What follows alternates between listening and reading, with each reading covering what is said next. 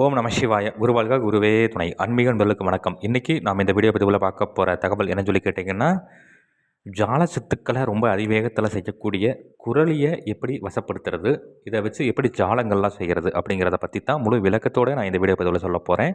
நீங்கள் இந்த வீடியோ பார்க்குறதுக்கு முன்னாடி நம்மளோட யூடியூப் சேனல் சரி வேத சிவசக்தி சாஜி யூடியூப் சேனலை சப்ஸ்கிரைப் பண்ணாதவங்க பண்ணிக்கோங்க. அப்படியே பக்கத்தில் இருக்கக்கூடிய பெல் ஐக்கான் பட்டனையுமே கிளிக் பண்ணிக்கோங்க. சரி வாங்க இந்த வீடியோ பதிவுக்குள்ளே போகலாம்.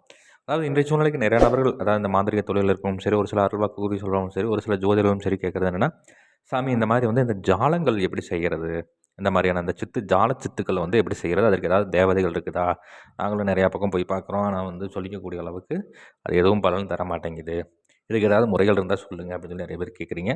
உங்களுக்காக தான் நான் இந்த பதிவு வந்து முழு விளக்கத்தோடு சொல்கிறேன், சரிங்களா. அதாவது ஜாலங்கள் செய்கிறதுக்கு வந்து பல விதமான தேவதைகள் இருந்தாலுமே இந்த குரலி வந்து பார்த்திங்கன்னா ரொம்ப அற்புதமாக செய்யும். ஜாலங்கள் செய்கிறதுக்கு வந்து அந்த ஆரம்ப காலத்தில் வந்து பார்த்திங்கன்னா இந்த குரலி, கை கருப்பு, அதேமாதிரி பார்த்துக்கிட்டிங்கன்னா இந்த குட்டி, இந்த மாதிரியான விஷயங்கள்லாம் ஒரு சில மோகினிகளில் சில ஜாலங்கள் செஞ்சுருக்கிறாங்க ஒரு டயத்தில். அதாவது வந்து இதுக்கெல்லாம் வந்து என்னென்னு கேட்டிங்கன்னா, அதிதேவதை யாருன்னு கேட்டிங்கன்னா ஜாலக்கால். ஜாலக்கால்ங்கிற அந்த தெய்வம் தான் இதற்கெல்லாம் வந்து என்னன்னு சொல்லி கேட்டிங்கன்னா அதிதேவதைன்னு சொல்லி நம்ம சொல்லலாம். அதனுடைய கட்டுப்பாட்டில் இயங்கக்கூடிய சிறு தேவதைகள் தான் இவங்க எல்லாமே. அப்போ அந்த ஜாலங்கள் நீங்கள் சித்தி பண்ணணும்னு கேட்டிங்கன்னா, நீங்கள் முதல்ல அந்த ஜாலக்காலினுடைய அருள் உங்களுக்கு இருக்கணும். அந்த தெய்வத்தினுடைய அருள் அனுகிரகம் இருந்ததுன்னா, நீங்கள் இது வந்து மிக விரைவில் உங்களுக்கு இது சித்தி ஆயிரும், சரிங்களா.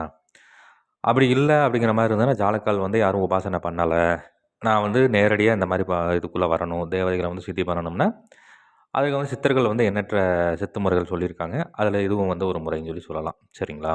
சரி, இது எப்படி பண்ணணும், என்ன ஏது அப்படின்னு சொல்லி பார்த்தோம்னா, செய்கிறது 2 நாள் எப்போ அப்படின்னு சொல்லி கேட்டிங்கன்னா, கிரகண நேரத்தில் பண்ணிங்கன்னா ரொம்ப அதீத சிறப்பு. இல்லைனா அமாவாசை முடிந்து முதல்ல வரக்கூடிய 3ஆம் பிறை நாள் அன்றைக்கி நீங்கள் செய்கிற மாதிரி இருக்கும், சரிங்களா. இந்த பூஜை முழுக்க முழுக்க சூரியன் அஸ்தமனம் ஆனதுக்கப்புறம் தான் பண்ணணும்னு சொல்லி திருமணத்தில் குறிப்பிடப்பட்டிருக்கு. நீங்கள் முதல்ல என்ன பண்ணணும் அப்படின்னு சொல்லி கேட்டிங்கன்னா, ருத்ரபூமியில் இருக்கக்கூடிய ஒரு மண் சட்டி ஒன்று எடுத்துகிட்டு வந்து பத்திரமா வச்சுக்கணும், சரிங்களா. ருத்ரபூமியில் இருக்கக்கூடிய மண் சட்டி, அதாவது இந்த அமாவாசை நாட்களில் வைக்கக்கூடிய மண் சட்டியாக இருந்ததுன்னா ரொம்ப சிறப்பு. இப்போ அந்த மாதிரியான மண் சட்டியாக வந்து நீங்கள் எடுத்துக்கணும். எடுத்துகிட்டு வந்து என்ன பண்ணணும்னு கேட்டிங்கன்னா, அதில் வந்து என்னங்க, நீங்கள் வந்து அதை வந்து கழிவிடக்கூடாது. அதை அப்படியே எடுத்துகிட்டு வந்து என்ன பண்ணு கேட்டிங்கன்னா, சூரியன் அஸ்தமனம் ஆனதுக்கப்புறம் ஆற்றங்கரை ஓரமாவோ, ஏரிக்கரை ஓரமாவோ பீடம் அமைச்சு பண்ணுற மாதிரி இருக்கும், சரிங்களா. இல்லைன்னா வெட்ட வெளியாக இருக்கணும். அந்த வெட்ட வெளியாக இருந்ததுன்னா இன்னும் சிறப்பு. இன்னும் வந்து ஒற்றைப்பனை மரம், ஊருக்கு வெளியே இருக்கக்கூடிய ஒற்றைப்பனை மரம், அந்த அந்த மாதிரியான இடங்கள், இல்லைன்னா கருவேல மரம் இருக்குது இல்லைங்களா, அந்த மாதிரியான இடங்கள்ல வந்துட்டு பீடம் அமைக்கணும். நீங்கள் முதல்ல இப்போ கிரகண நேரத்தில் பண்ணுற மாதிரி இருந்ததுன்னா, நீங்கள் வந்து அந்த கிரகண நேரம் முடிகிற வரைக்கும் பூஜை பண்ணுற மாதிரி இருக்கும். இதே வந்து என்னன்னு சொல்லி கேட்டிங்கன்னா, நீங்கள் இந்த அமாவாசை நாள்லையோ இல்லை 3ஆம் பிறை நாள் அன்றைக்கோ நீங்கள் ஆரம்பிக்கிற மாதிரி இருந்ததுன்னா, தொடர்ந்து 16 நாட்கள் நீங்கள் இந்த பூஜை செய்கிற மாதிரி இருக்கும், சரிங்களா. அந்த மாதிரி வந்து அந்த மாதிரியான இடங்களில் வந்து தலவாழையில் விரித்து அதற்கு மேலே வந்து சாம்பல் கொட்டி பரப்பி விட்றணும். பரப்பி விட்டுட்டு நான் இந்த வீடியோவில் ஒரு எந்திரம் ஒன்று கொடுத்துருக்குறேன். இந்த எந்திரத்தை நீங்கள் முறையாக அந்த சாம்பல் மேலே வரைஞ்சிட்டு, இந்த நீங்கள் எடுத்துகிட்டு வந்து வைத்திருக்கக்கூடிய இந்த மண் சட்டிக்குள்ளே வந்து என்ன கேட்டிங்கன்னா, ஐங்கோள தைலம் வந்து நல்லா தடவிக்கணும். ஐங்கோள தைலம் எப்படி செய்யணும்னு இதுக்கு முன்னாடி வந்து ஒரு வீடியோவில் கொடுத்துருக்குறேன், அதை பார்த்து தெரிஞ்சுக்கங்க.